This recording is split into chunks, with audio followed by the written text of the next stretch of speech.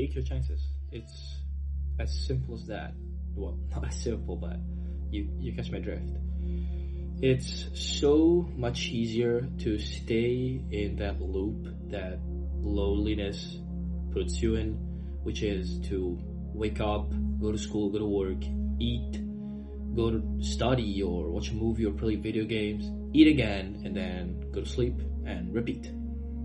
This is something that we do to not face the loneliness, not face the fact that we're alone, that we don't have anyone. And we do this simply because doing new things or meeting new people or traveling scares us, because we are so much addicted to staying in this place. Even though it's harming us, we are so addicted to staying in our own bubble, ignoring what's actually going on, that when we do new things and we face that we are actually lonely, that we're in solitude, we break, because we're adapted to this lifestyle. But when you break out of that hard phase, when you're finally free, you can see the world. You can finally see what is behind your door, your house. You finally notice what's going on around you. You meet new people, you visit new places, you discover things that you maybe didn't even know you enjoyed. And it's what's beautiful about life. It's very beautiful. But many people don't want to take the risk. Maybe they're afraid of failing or getting rejected or screwing up in general. And what I say to this is that high risks come with high rewards. And it's true.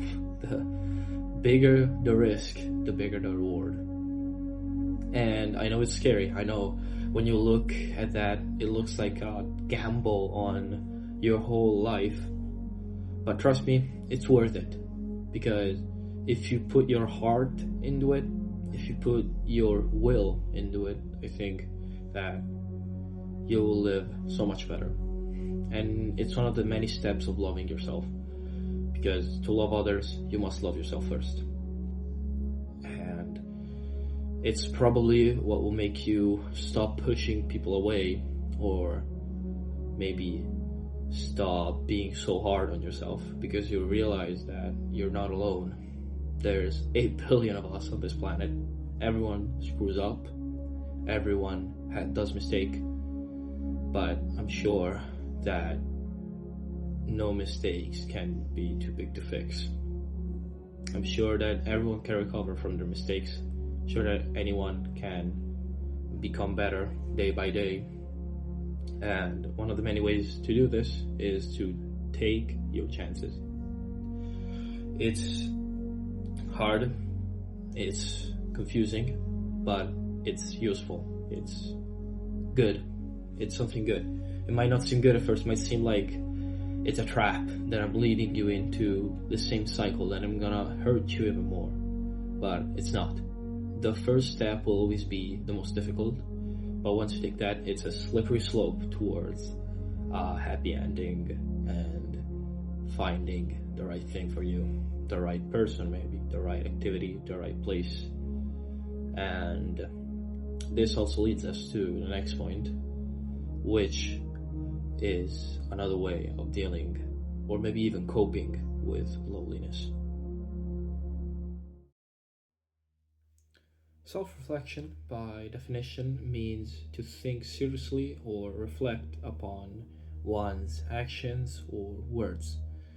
And a lot of people who suffer from extreme depression or loneliness or solitude can't do it because it's hard.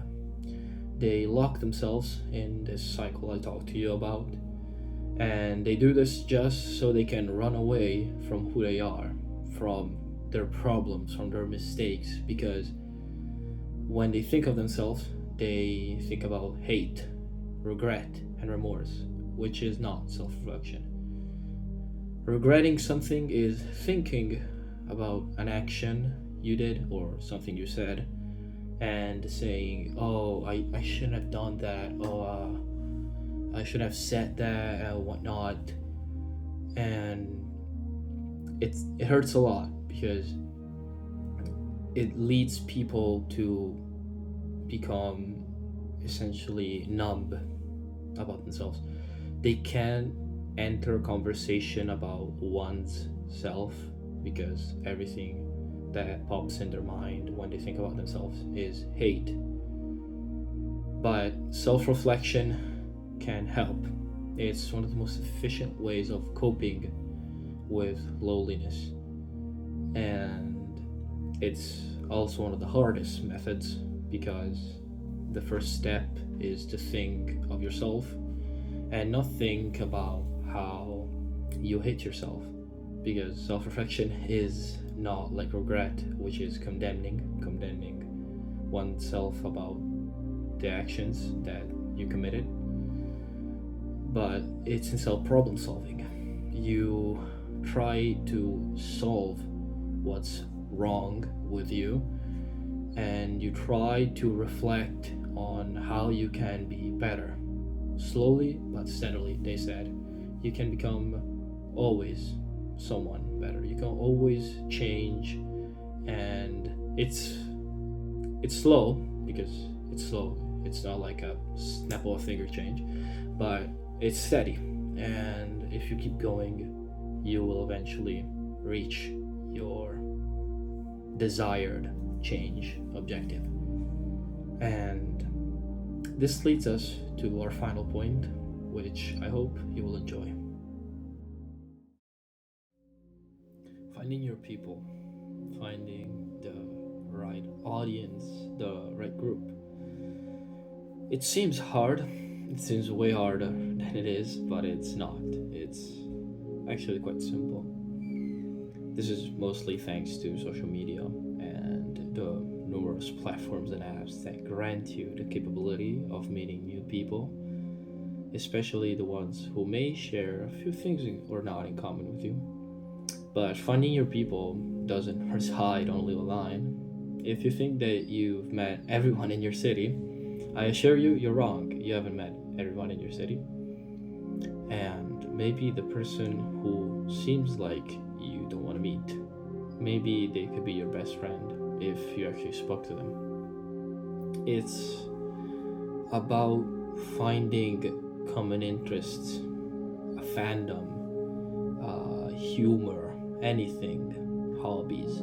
It's about that. It's literally that. You need to find the people who share something with you, or that maybe an opinion you agree on. And I already said that, but it seems so much harder than it actually is. It's easier done than said, actually. So my advice is to get out there. It's gonna be hard at first, as all the other things that I mentioned, but then once you maybe meet someone and put away the fear of being hurt, of being rejected or pushed away, you will eventually, whenever is whenever, doesn't matter if you find it tomorrow or next week or next month or next year, I assure you, you will.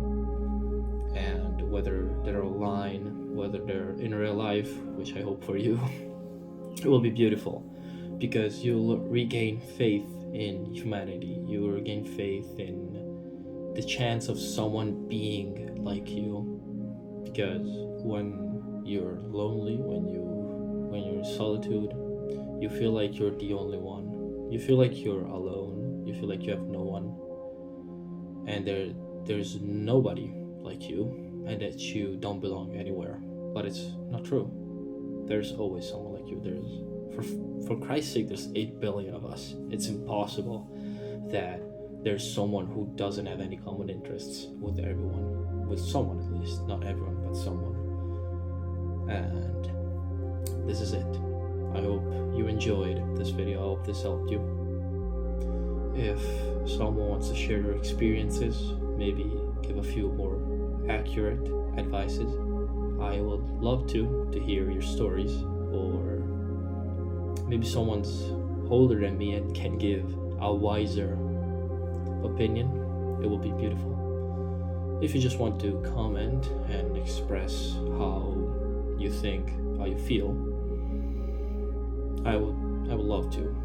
I would love to hear what you guys have to say. And this is it. Peace.